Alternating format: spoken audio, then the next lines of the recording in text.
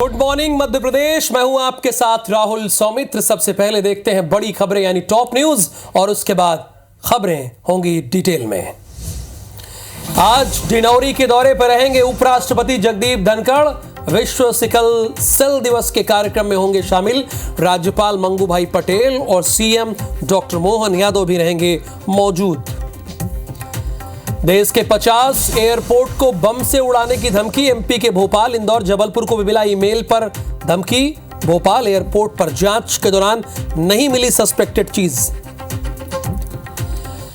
शिवपुरी में बागेश्वर धाम जा रही महिला हुई गायब। 50,000 रुपए और जेवरात लेकर निकली थी महिला। पति ने एसपी से लगाई मदद की गुहार। इंदौर में टुकड़ों में मिले शव की हुई पहचान। रतलाम के रेनमऊ गांव की रहने वाली थी महिला। इंदौर और ऋषिकेश में ट्रेन में मिले थे शव के टुकड़े।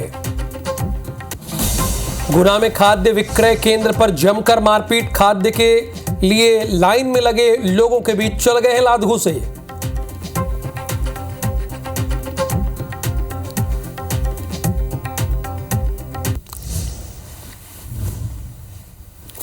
प्रायोजक हैं राजयोग पेंट। खुशियां आपकी, रंग हमारे।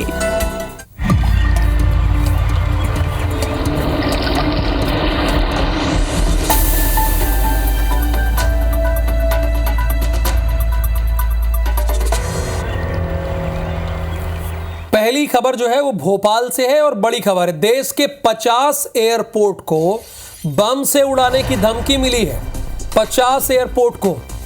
भोपाल के राजा भोज एयरपोर्ट को भी बम से उड़ाने की धमकी है। इंदौर, जबलपुर एयरपोर्ट को भी धमकी है।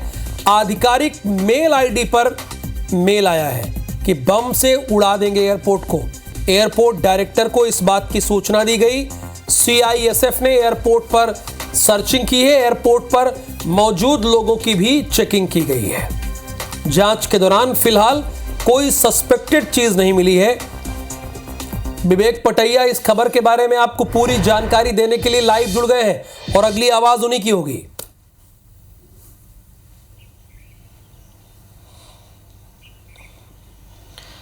देखिए राहुल, ये एक बड़ी जो है कह सकते हैं कि चुनौती लगातार जो है भोपाल एयरपोर्ट प्रबंधन को मिल रही है और ये तीसरी बार, मतलब हम बता रहे हैं कि अप्रैल में भी, मई में भी और अब ये जून में एक बार फिर धमकी भोपाल एयरपोर्ट को उड़ाने की मिली है। और इस पूरे मामले में एयरपोर्ट अथॉरिटी की तरफ से सीआईएसएफ के साथ मिलकर पूरे एयरपोर्ट की कल सघन चेकिंग की गई। सघन चेकिंग के दौरान किसी भी प्रकार की कोई ऐसी सामग्री बरामद नहीं हुई है और उसके बाद एयरपोर्ट की सुरक्षा व्यवस्था भी एहतियातन बढ़ा दी गई है। और पूरे मामले में एयरपोर्ट प्रबंधन के शिकायत पर एक अज्ञात व्यक्ति के खिलाफ गांधीनगर थाने में जो है केस भी दर्ज किया गया है ईमेल के जरिए बम से उड़ाने की धमकी को लेकर। तो इस पूरे मामले में अब गांधीनगर थाना पुलिस भी जांच करेगी। उधर सीआईएसएफ जो एयरपोर्ट की सुरक्षा का जिम्मा जिनके कंधों पर है, उन्होंने भी सघन चेकिंग शुरू कर दी है। एयरपोर्ट पर आने और जाने वाले व्यक्तियों की सघन चेकिंग की जा रही है और जो लगेज है यात्रियों के, उसकी भी सघन चेकिंग की जा रही है। क्योंकि इस तरह की घटनाएँ जो है ईमेल से धमकी देकर जो है सनसनी फैलाने वाली, ये तीसरी घटना है। लगातार इस तरह की घटनाएँ एयरपोर्ट पर जो है ईमेल के जरिए घटना घटित करने की धमकी भरे ईमेल आ रहे हैं। और ऐसे में एयरपोर्ट प्रबंधन जो है एक तरफ से कह सकते हैं कि चाक चौबंद व्यवस्था तो रख ही रहा है, दूसरी तरफ इस तरह के ईमेल के जरिए परेशानी भी बढ़ रही है। क्योंकि जब सुरक्षा जांच होती है तो कहीं ना कहीं यात्रियों को भी परेशानी होती है बहुत ज़्यादा सख्त चेकिंग के दौरान, और समय भी ज़्यादा लगता है। और जो ट्रैफिक है एयरपोर्ट का वो सुबह और शाम के समय ज़्यादा होता है। ऐसे में सुबह के वक्त जो फ़्लाइट आती है उस वक्त जो है एयरपोर्ट पर थोड़ी गहमागहमी बढ़ जाती है और यही कारण है कि अब सघन चेकिंग की जा रही है। लगेज की ज़्यादातर जो है लगेज की चेकिंग सघन चेकिंग हो रही है ताकि किसी प्रकार की अप्रिय स्थिति से निपटा जा सके। शुक्रिया विवेक इस जानकारी के लिए आपका।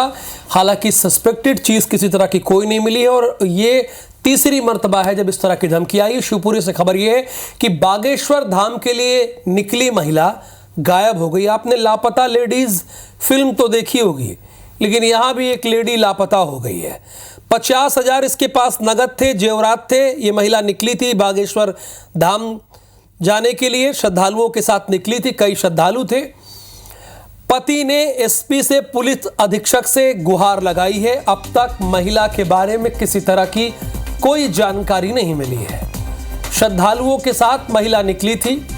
अब पति ढूंढ रहा है उसे, खोज रहा है कि वो चली कहां गई, चूंकि उसके पास 50,000 रुपए नगद भी था और जेवरात भी था, और गई तो गई कहां। और ये भी पति महोदय ऐसे हैं कि अकेले जाने दिए, हालांकि श्रद्धालुओं के साथ जाने दिए तो श्रद्धालुओं के साथ जाने दिए तो उनका कांटेक्ट होना चाहिए, लेकिन अब ये ढूंढ रहे हैं, खोज रहे हैं और ये खबर में है। ये देखिए, यही है, अकेले जाने दिए और बाद में पता चला कि श्रद्धालु भी साथ में थे। तो उन श्रद्धालुओं से कोई जानकारी मिली कि नहीं मिली। ग्वालियर से है। ग्वालियर में एक बार फिर से 3 तलाक का मामला सामने आया, लेकिन भारत देश में 3 तलाक दूर की बात हो गई है, अब ये क्राइम है। बहोड़ापुर इलाके की रहने वाली पीड़िता को उसके पति ने तलाक दे दिया, जिसके बाद पीड़िता एसपी दफ्तर पहुंच गई और न्याय की गुहार लगाई, चूंकि अब तो 3 तलाक इलीगल है भारत में, जिस पर पुलिस ऑफिसर ने महिला थाना प्रभारी को कार्रवाई के निर्देश दिए। असल में पीड़िता की 3 साल पहले शादी हुई थी, एक बेटा भी हुआ, लेकिन पीड़िता का आरोप है कि ससुराल वाले लगातार दहेज के लिए परेशान करने लगे। पति भी मारपीट करता था। लगातार प्रताड़ना से परेशान होकर पिछले साल मामला भी दर्ज कराया, लेकिन पति के फिर से साथ रहने की बात कहने पर हम लोग किराए के मकान में रहने लगे, ये महिला कह रही है। लेकिन मार्च महीने में आरोपी पति के परिजन मकान किराए पे आए ही नहीं, जहां पे वो रह रही थी किराए पर। मारपीट की गई है। परिजनों की बातों में आकर आरोपी पति ने सड़क पर ही 3 तलाक दे दिया। लेकिन वो कह तो दिया, लेकिन भारत देश में 3 तलाक जैसी कोई चीज है नहीं। अगर आप ऐसा करते हैं तो ये कानूनन अपराध है, जेल जाएंगे और जेल की चक्की पीसेंगे और जेल की रोटी ही खाएंगे। उनको दहेज में पैसे चाहिए, गाड़ी बनाना है, मेरे माँ बाप फिर नहीं है इतना, वो कहाँ से देंगे। तलाक दे के चला गया। बताओ, ऐसे हम लोगों के साथ ऐसे होगा तो आदमी लोग क्या करना चाहिए। मुझे उसके खिलाफ कार्रवाई करवानी है। तो तलाक शब्द बोलकर 3 तलाक बोलकर उसको तलाक दे दिया। अब वो अपने छोटे बच्चों को लेके कहाँ जाए, और उसमें धारा बढ़वाना चाहती है जो अपराध महिला थाने में अपराध पंजीबद्ध है। तो महिला थाना प्रभारी को निर्देशित किया गया कि उसमें पूरक कथन लेकर उसमें जो भी वैधानिक धाराएं हैं उन धाराओं का समावेश किया है। प्रसिद्ध कथावाचक पंडित प्रदीप मिश्रा को तो आप जानते ही होंगे। अब इन दिनों उनकी मुश्किलें बढ़ती जा रही हैं। अब मुश्किलें बढ़ती जा रही। हाल ही में उन्होंने राधा रानी पर टिप्पणी की थी। अब उस टिप्पणी में फंस गए वो। उनको यहाँ तक कह दिया गया है कि थोड़ा बहुत पढ़ लिख के वो ज्ञाता हो गए हैं, जिनको आप देख रहे यही हैं, आप जानते भी हैं, लाखों लोग फॉलोवर हैं। अब मामला शांत भी नहीं हो पाया था कि पंडित प्रदीप मिश्रा यहाँ तक कह दिए कि मैं तो तुलसीदास जी की तरह गंवार हूं। अब तुलसीदास जी, गोस्वामी तुलसीदास जी क्या गंवार हैं? गंवार थे। अब अपनी तुलना तो कर दिए पंडित प्रदीप मिश्रा उनसे, लेकिन फिलहाल आप सुन भी लीजिए वो कह क्या रहे हैं।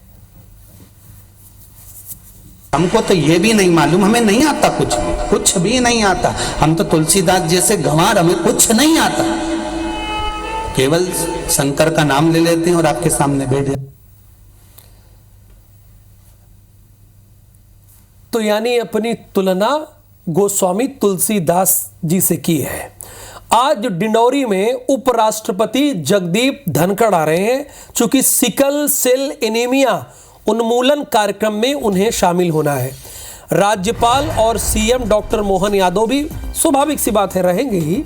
सुबह 11 बजे ये कॉलेज ग्राउंड में कार्यक्रम रखा गया है और जिले में अब तक 2,02,178 लोगों का परीक्षण हुआ है। 2,02,178 लोगों का परीक्षण भी हुआ है।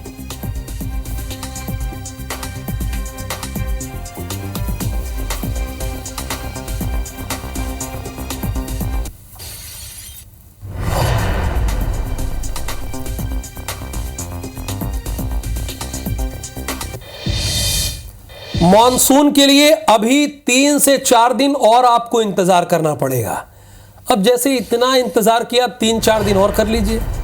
प्रदेश के ज्यादातर हिस्सों में प्री मॉनसून बारिश हो रही है। प्रदेश के 95 शहरों और कस्बों में बारिश हुई है, जैसे कि दतिया, बैतूल, छतरपुर, शहडोल, छिंदवाड़ा में तो ओले भी गिरे और कहीं कहीं बारिश ही नहीं हो रही है। अच्छा, 2-3 दिन आंधी, गरज, चमक, बारिश का ऑरेंज अलर्ट जारी किया गया है। राजधानी में 20 जून को प्री मॉनसून का येलो अलर्ट जारी किया गया। इस बार गर्मी बहुत पड़ी है, आपने देखा रिकॉर्ड तोड़ गर्मी पड़ी है। इसीलिए चाहे मध्य प्रदेश की जनता हो या हमारे दर्शक हो या छत्तीसगढ़ के, वो चाहते हैं कि हे मानसून आप जल्दी आ जाइए, लेकिन मानसून उतना ही देरी लगा।